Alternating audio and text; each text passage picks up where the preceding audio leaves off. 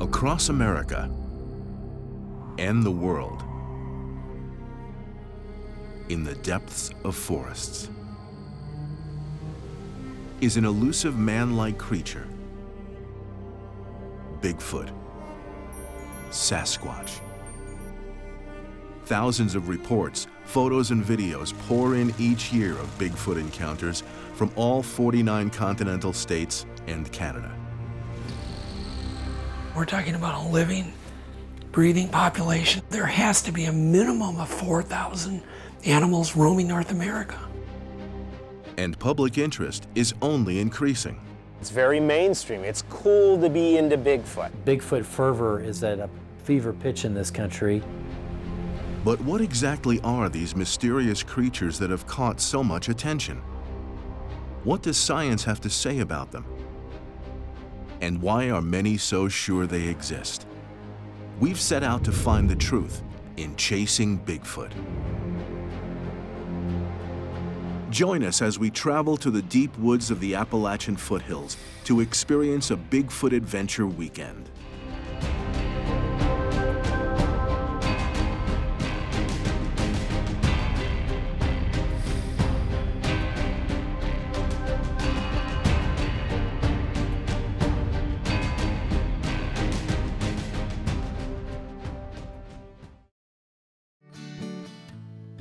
Located at Salt Fork State Park in eastern Ohio, Bigfoot Adventure Weekends is a yearly campout for Bigfoot enthusiasts and families that come from as far away as Canada, upstate New York, and Florida to learn more about these mysterious creatures. First, we met up with the co-founders of Bigfoot Adventure Weekends, Alan and Jesse of Fathom Frontiers, and Sharon. We started out probably with 12 to 15 the first year, and then it got to 20, 25, and then this year we're close to 50. We have people here that have claimed to see Bigfoot, and people here that have never been camping before. So we have a whole mix of people, and that's what we take pride in with this event, that it's for everyone. Our expectations every year is that people come away and they talk about it and realize it's a little bit more than just about Bigfooting. It's more about just, hey, you can come out and have a good time. This doesn't have to be so serious. I mean, after all, we're going out in the woods looking for something that's 8 feet tall and 500 pounds. That's with little kids. With little kids, so. I think it was the third year we did it, and the group all came back from the night hike, and they were just freaking out because they had so much activity that was happening, and they all came back to the campfire and they're all chatting, and that makes us feel good. It's like, we didn't promise that anything was going to happen. We're not hoaxing anything to make something happen. We have some of the top investigators from Ohio that actually are here, and they will help kind of organize some of the activity to keep things for the people that really want to get serious about it. Bigfoot wasn't the only elusive creature around Salt Fork. The 17-year cicadas had made their appearance, along with their distinct sound. And on behalf of everybody that helps run this, I want to welcome you to BAW, Bigfoot Adventure Weekends 2016. Thank you. Thank you all for coming out. One thing we like is kind of go around the circle here, the group, and have everybody introduce themselves. This is my grandson, James. And my 7-year-old Bryson, he was into it. I've been actively pursuing the Bigfoot phenomenon for about 3 years.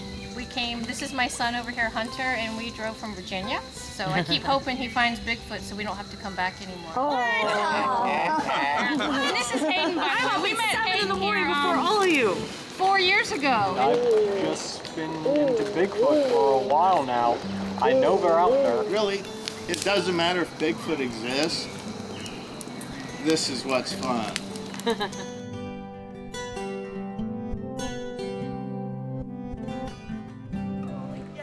In the morning, we checked in with a few people around camp. This is the first Bigfoot Adventure Weekend for the Tyler family from Michigan. Came into camp, did introductions, got to meet everybody. Robert Webb is an experienced Bigfoot researcher. And I have had 2 actual sightings so far in my research. 12-year-old Hunter has been coming to Bigfoot Adventure weekends for 3 years. One day I just went to my house and I was flipping through the channels and I saw Fighting Bigfoot. Well, see, I thought that was the dumbest thing. That can't be real. And then I started watching it, and then we found out here, and then we came here and all the stuff they were saying, and now I believe. Spencer, 15 years old, has been interested in Bigfoot since he was a young boy. I've always been into nature, even when I was really little. I just grew up watching all these nature shows, and well, Bigfoot just seems like it's very possible. This is 8-year-old James and his grandma Diane's first visit to the weekend. I believe in Bigfoot. We're getting ready for the hike. A nature walk was led by Bigfoot investigator Mark DeWorth to get everyone familiar with the terrain and prepare them for the upcoming night operations.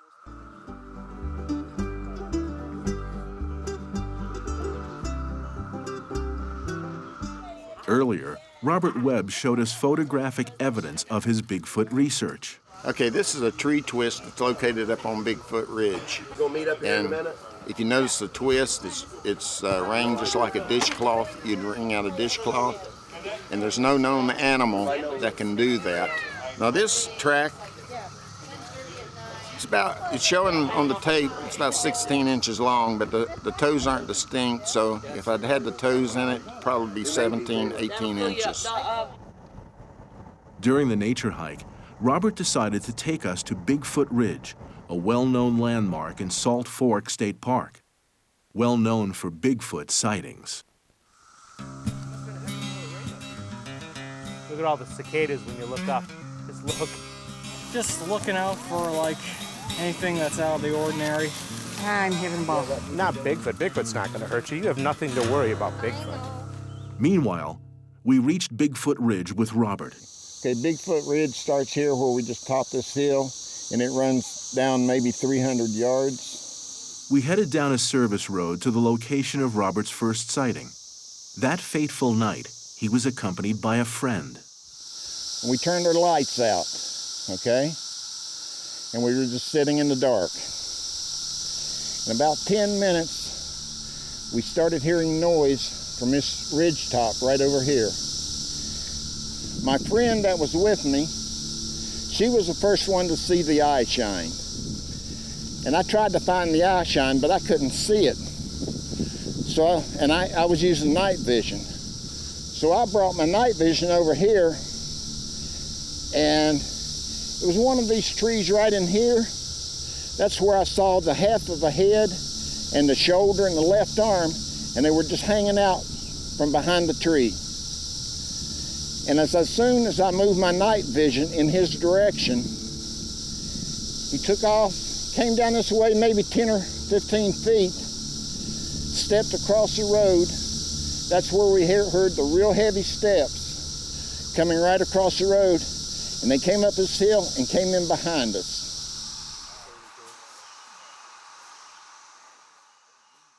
We did a few wood knocks to try and get a Bigfoot's attention, and with no response, headed back. Found some Bigfoot tracks in the mud. It's been a great trip so far.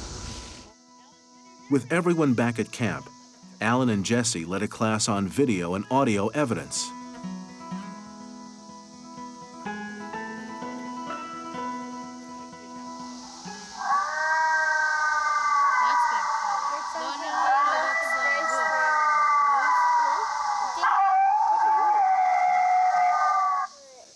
That's Bigfoot. As night began to fall, it was time for the first night ops, an event that would get everyone as close to having a Bigfoot experience as possible deep in Salt Forks trails. We joined Alan's team and arrived at the trailhead. I'm the only team lead here, so we're gonna do this. I don't care. I know the trail, and we're gonna go for it because this is Bigfoot Adventure Weekend. So you hear what I'm saying? Yeah. Let's do this. Copy that. Be advised, the trail is severely overgrown, and it's interesting finding your way through here. Good luck. And we've broken into several different teams here to make our way down this unused trail at part of Salt Fork. And we're gonna hold up here and wait for the other team to kind of move towards our position. Roger, it appears that we're also approaching weird beings with red lights on their heads.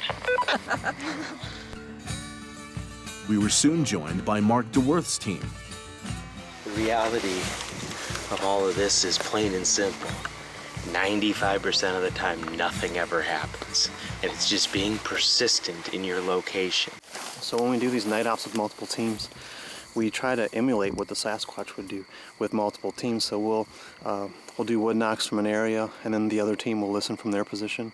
Obviously, we'll listen from ours, and then we'll have them do wood knocks to kind of simulate multiple Sasquatch out here. So we kind of emulate them, and if there's one out here, maybe we can stir it up. We're gonna do a vocalization now. Copy. All right, hush.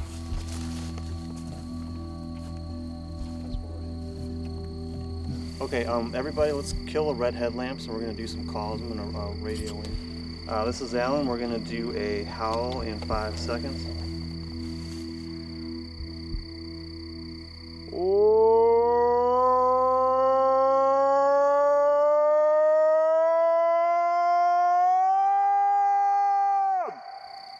Clear.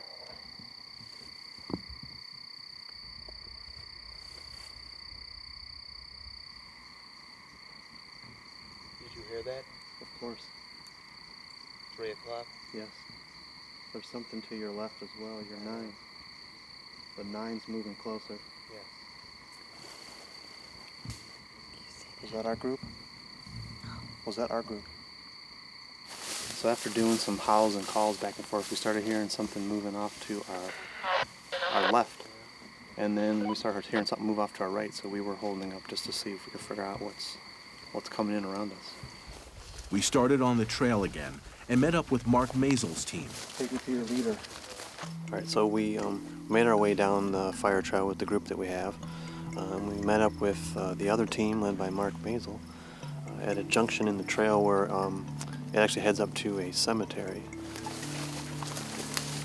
Cemetery bound, kids. We reached the small historic cemetery. This is Ford Cemetery. A few people know about it, and even fewer have actually been here. Because as you could see, it wasn't that easy to get here. Yeah. No. I drive a lawnmower. They can get around. Ain't gonna be. Again. Who was that? It's back there. No, it's this way. Did any of the group do a whistle here about 2 minutes ago? Negative. We have here as well. We have the majority of all the teams together except for one. We just heard a weird whistling sound come from behind us, and we're kind of discussing what's going on with that. Right down here. We're gonna all together give the biggest freaking Bigfoot call this place has ever heard. Are you guys ready? As long as we can, or? Yeah, till it feels right, you know, till it feels right. All right, on 3, are you ready? 1, 2, 3.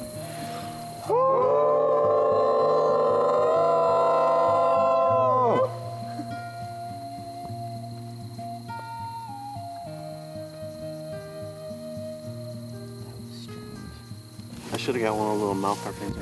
Yeah. Give us a seed. All right, we could probably pull out now and start heading back. Exhausted from the hike, everyone headed back to camp to rest for the day ahead.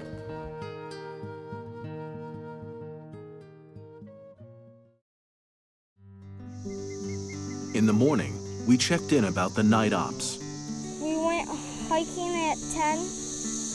Way in the woods. Yeah, way in the woods. We split up into 2 groups. And then we stopped because we heard 2 wood knocks. One to the right, then one to the left. And we got to see the full graveyard. When we were out on the hike last night, some people did some Bigfoot howls, Bigfoot calls, and you know, some people heard some movement in the woods, but nothing definitive. And you know, out here in this park, it could be a number of things. So we're on the home stretch now. We have pretty much wrapped up all the events except for our main event tonight, which is night operations with Mark Maisel. Before the next night ops, Cynthia Koss, a naturalist at Salt Fork State Park, led a footprint casting presentation. And we checked in with Jesse about the trail cam. So we went back to retrieve the trail cam we had set up yesterday afternoon, and unfortunately there were no pictures on it of anything other than actually setting up the trail cam and tearing it down, and then a few times some people walking up and down the trail. Once it was dark, it was time for the final night ops. All right, so welcome to the culmination of this weekend's festivities, the Saturday night operation. And we've got a little bit different thing we planned for tonight. We are going to be staging and working from our campground right here. Mark Maisel, a lead Bigfoot investigator, orchestrated the night ops. We're going to free flow this a little bit. Tonight what we're going to do is we're going to send a couple people out, be passive, down the trail there. Now if people just really want to hike, we've got the trail here. Back behind us, there's a nice big field. Go around it, that's a flank. We're going to take some people and walk around just the perimeter on the road a couple times, maybe set a couple people up by the front gate. The other thing the kids are going to do is we've gathered glow sticks and stuff like that. You guys are just going to hang out and have fun with glow sticks. We split up into groups and the night ops began.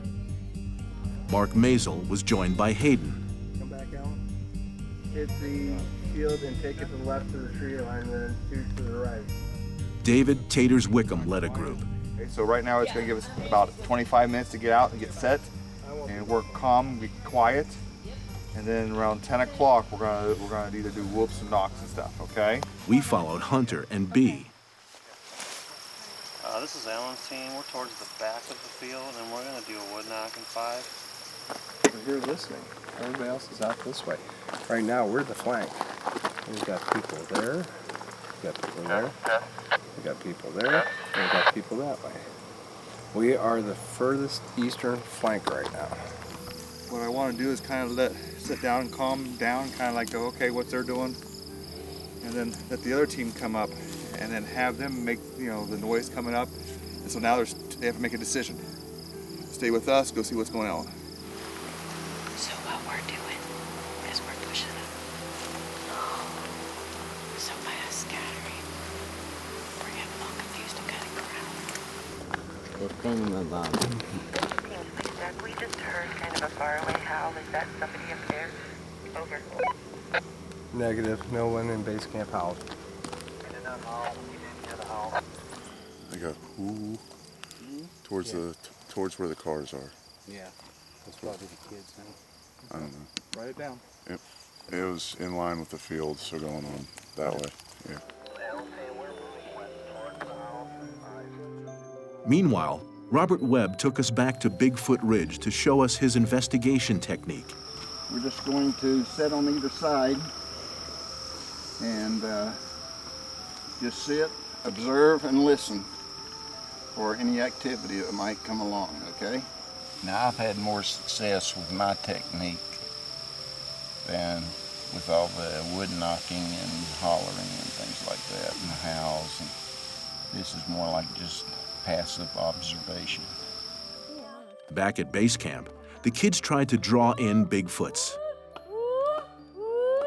We're hanging out, we're making some noise and hollers and stuff. We stood those out because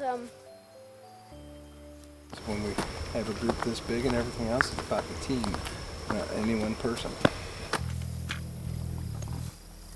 This is Tater's group. We're going to do a howl here in about a minute. Over.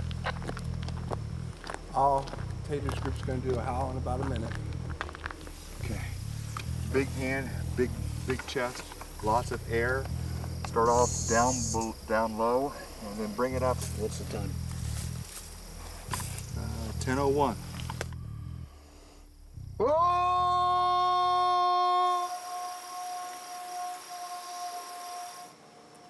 That's Wickham too.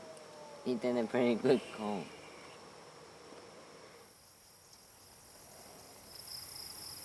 Heard like a high pitch howl. That way. That correct. way. Yep. Could be coyotes. Okay, that was a very good yell.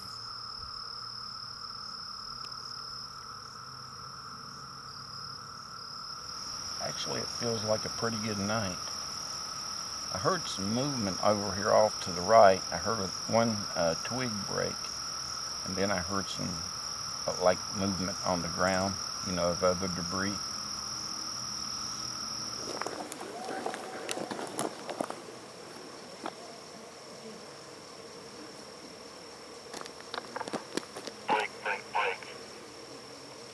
Any station that's met, be advised, do we have someone across the main road? Over. Negative. I heard it too in base camp. It sounded almost like a yote.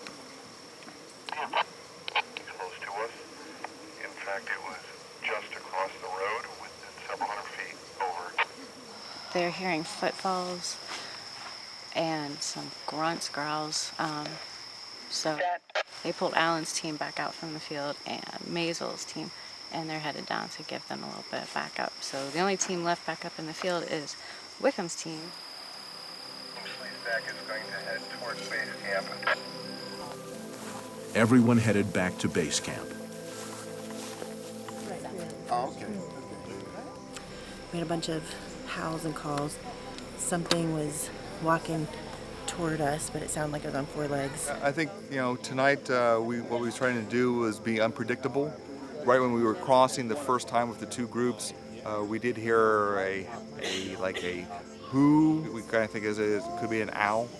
As we continued on, we went up the hill. As we was listening, we heard a quiet, high-pitched return. Again, first thing we want to think about is what it could be. It could have been a coyote. With the successful night ops complete, everyone shared their experiences and went to sleep.